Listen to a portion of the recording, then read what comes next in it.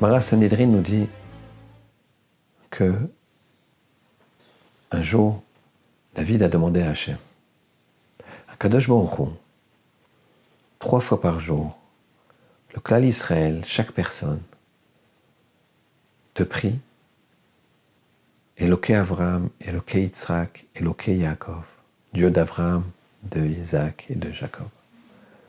Pourquoi pas de David?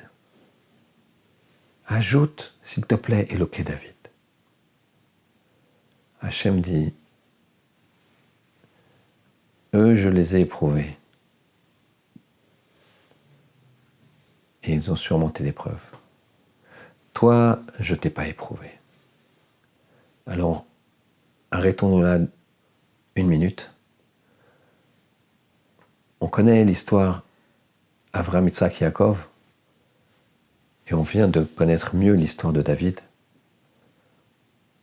Et jusque-là, est-ce qu'on peut dire que David n'a pas été éprouvé?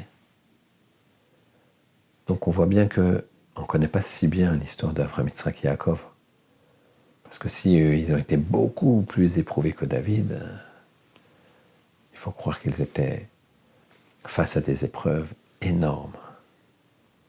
En tout cas, David demande à Hachem, éprouve-moi et je réussirai. Hachem lui dit, je vais t'éprouver, tu ne réussiras pas. Et lui, il dit, éprouve-moi, je réussirai. Il y a ici un problème. On en parlera plus tard. Akadosh Baruch Hu lui dit, très bien, je vais t'éprouver.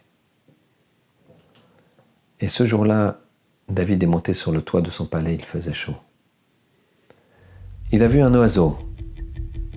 En fait, cet oiseau, c'était le Satan, le Yetzer Hara, l'ange du mal, appelez-le comme vous voulez, qui s'est présenté comme un oiseau cachère pour lequel on pouvait faire la shrita. David prend ses flèches, décoche son arc, tire une flèche. Il savait faire la shrita de loin. Mais tout d'un coup, l'oiseau disparaît. Et derrière la flèche, il y avait un vase, un grand vase en terre cuite, qui explose au contact de l'impact de la flèche. Et derrière, une femme, d'une beauté incroyable, Bathsheba. David demande, qui est cette jeune femme? Les gardes lui répondent, les officiers lui répondent, il s'agit de Bathsheba, Bat Aminoam. Il dit qu'on me l'amène. Et il va aller avec elle. Il faut savoir que Bathsheba lui était destinée depuis la création du monde. Il faut savoir que Bathsheba était une femme divorcée, puisque son mari était à la guerre. Donc il n'y a pas de faute ici. Il faut essayer de comprendre pourquoi tout le monde pense qu'il y a quelque chose de pas clair.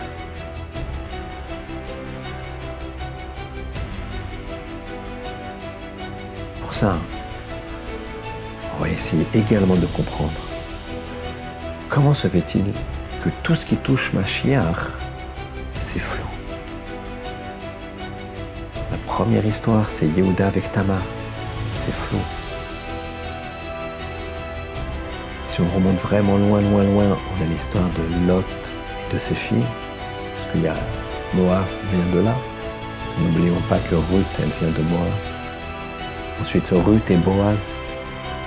Ensuite, David et Bathsheba. Pourquoi, à chaque fois, l'ascendance de Mashiach et la descendance font appel à des histoires